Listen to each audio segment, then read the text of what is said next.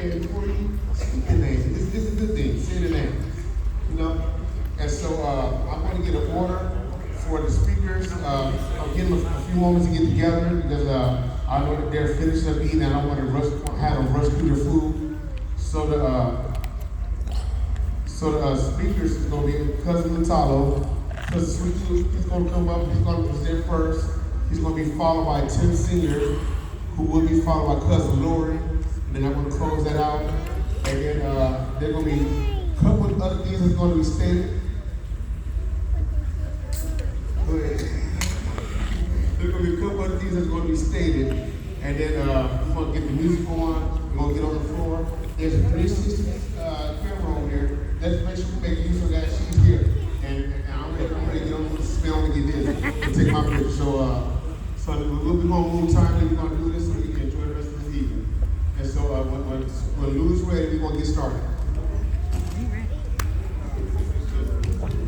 Woo!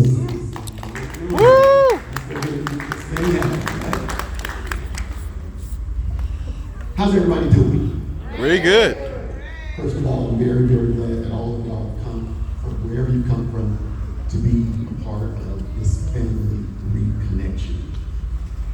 So I met most of you and I told you that I had Richard from the very first my grandmother,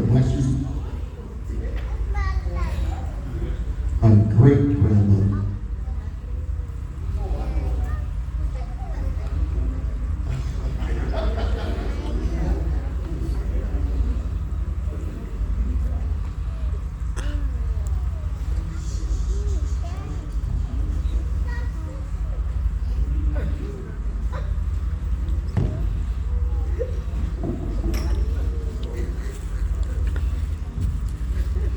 Rather than belabor, I'll go ahead and get started doing that fixed. So I was telling you that my great-grandmother is Betty Het Hinton. Betty Het Hinton. What was probably one of the most unique things about my grandmother, my great-grandmother, was she was born with no arms. And that was really something, I guess, very different at the time, because every time we found a document that addressed her, mostly census documents and things of that nature, it always said either Betty, first of all, they give you a million different names, so just bear with that as you start doing your ancestry if you haven't already done it. And short commercial here, everybody, the Ancestry program does this big special every year where they put it out there for like very cheap on Father's Day. So that's this weekend. If you hadn't and you were anticipating doing it, now's a great time to do it. It's much cheaper. So as I was saying, Grandma Pet, born with no arms. So all of the documents we found said born with no arms. Later, I started finding documents that said she was an exhibitor as her occupation, which is really kind of interesting because most of the time when you're looking at people's occupation that they listed in the census, especially back in those days, it was always farmhand, labor, domestic.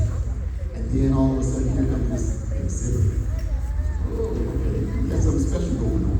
So I used to ask my dad about my great-grandmother because I'd never seen her, but I saw this picture that was in my grandmother's house. Now it's in my mother's house. This is a picture of great-grandma Pet with no arms. And it's actually a pretty scary looking picture. If you see it, it's like, oh, where's that coming from? So I was always very curious and I asked a lot of questions. As it turned out, he eventually started trying to give me a little information, and then I got from from his oldest sister, my Aunt Betty, I got some more information, and I actually got a lot more information from her. But her story was, she had one child, which was my grandmother, who was Willie Jordan. She had my grandmother, and then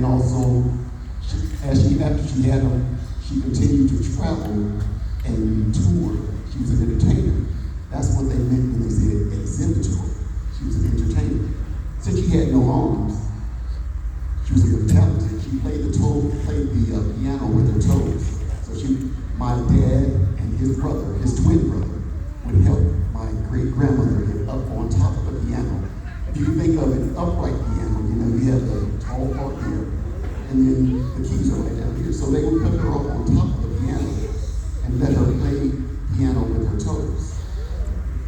And she was evidently really, really good. I mean, not something just fly by night, but very, very good. She also painted with her mouth. She would take crayons and paintbrushes and things of that nature, put them in her mouth, and she would paint a portrait of someone. She would just look at you and paint your portrait with her mouth. So my dad and his brothers and sisters had a job with her as she did her gigs all over the country. It got so good that people were sending money to my great-grandma so she would come and perform with them. Eventually, she finally bought this is like a 1924 car, paid cash money. That was not something that was happening. She bought a 1924 car in 1925, cash money. Now, how is this lady with no arms going to drive this car? You may ask, right? Interesting thing, once she got the car, she realized that she needed to get a driver. There was a gentleman who had been around the neighborhood, and he had a reputation of being a good, godly man. His name was Ollie Neal. My grandmother contacted Ollie Neal. She interviewed him, gave him a job of driving for her. Well, you'll remember that she had one daughter. By the time this all goes on, that one daughter was an adult. Ollie Neal and my grandmother, Willie, I suppose it was a hippie at the time, started liking each other, I suppose, on the trips in and around the world as they drove. And eventually, Ollie Neal married Willie Jordan, or Willie Jordan, who was my grandmother. Producing first my Aunt Betty, who was named after my great-grandmother, Betty Henson. Right? So my Aunt Betty, the oldest, and she was probably, I think she was 8 or 9 years older than my dad. So she had lots of more interesting information. She remembered quite a bit.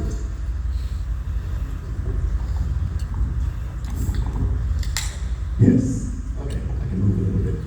So my Aunt Betty was kind of like the keeper of all the information. She knew how everything happened, and she could give it back to us.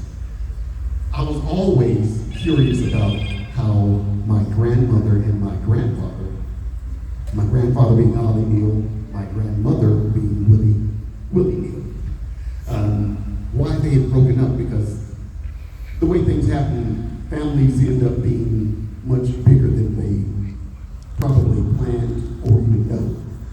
As it happened, Ollie Neal ended up starting another family.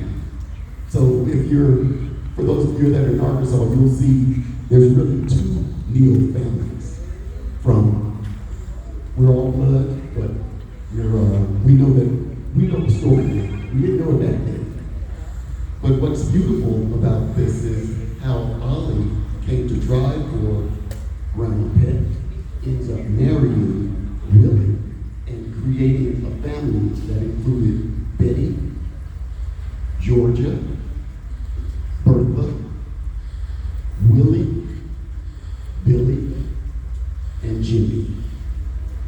Now, a really special part about that is my dad, Billy Neal, was a twin to Willie Neal. So they did a lot of dirt, as I understand it, playing with that twin thing. But they had one younger brother who was Jimmy Parker. His last name was Parker. So we used to ask my grandma what was going on. Why was it that she had so many names? Why did she marry so many times? What was happening with all this? And she had a very simple answer. She would say, and telling my sisters mostly, and me over here, baby, a man ain't very much, because if you miss one, just don't worry about it, because you just wait, there'll be another one along real soon. So don't you worry was the advice that she gave my sisters. It turns out that my great-grandmother must have kind of had the same approach, because as I understand it, and this is talking with my Aunt Bertha and my Aunt Betty before she passed, my great-grandmama was married 2 to 3 times. And at least on one occasion, she almost shot one of her husbands. Now think about that. Granny Pet doesn't have any arms. You dig? Now, so Granny Pet could do anything that anybody else with 2 good arms and 2 good legs could do. She had a way of making it happen. I really would have liked to see her shoot somebody. That would just hard for me to get my mind around it. That is a true story. Now, so that spirit that was in Granny Pet, that he's having no arms means nothing. I'm not going to let it stop me from being the person that God made me to be. Matter of fact, I'm going to use it to catapult myself to higher heights, and as my dad used to always say, make a name for myself. So using her, what some would call a handicap, she turned it into an asset and became a very respectable entertainer in lots of aspects. I'm looking now and doing research. In fact, I just found out some new information today. Some time ago, they were supposed to have, I was made aware that they have paintings or drawings that Granny Pet did in a museum in Chicago. Now I understand that that museum is the Bronzeville Museum. So I'm scheduling my trip there to go through their archives. She also spent some time traveling with the Barnum Bailey Circus. Now, how that occurred was she was doing her gigs all over the country, that is, getting paid, handling her business. She had her little business running because she had her workers. My father and his brothers and sisters, she had her crew, self-contained, doing it. And then some circus comes to town and they hear about her, they check her out, and they want her to be a part. She, I guess, toys with it for a while and kind of gives it a try. She does that for like 2-3 years, and the money just was not adding up to what she was doing on her own. So she left them, came back, went on her own, put her crew back together, and got back out there and did her thing the way she had never, just as if she had never stopped. So I'm always very, very happy and enthused to speak about my Granny Pet. I hate that I didn't get a chance to meet her, but I've met her spirit and so many of those that have come after her because of who she was. So with that, I'm going to leave it to you. I also want to take one moment to tell you all that we now have a connection to the motherland, and I will be it. So I have some property in Ghana that I bought over the last few years, developing, and as my personal mission, I want to put every African American who is a descendant of slavery, I would love to have you at least put foot on the continent that brought you here. You see, we know America. We're African Americans, right? And we talk that, and we are. But we know we're about 90% American as far as our knowledge, and 10% African. That's a real deficit. I think we need to fix that, and I think we can fix it if we just take the opportunity to visit the fatherland, where our fathers come, where our seeds come from. All right? So my place is available to you, family. Get your stuff together. Come over. I would love to host you. I don't know what else I can say. Come see me. Let's get this. Thank you.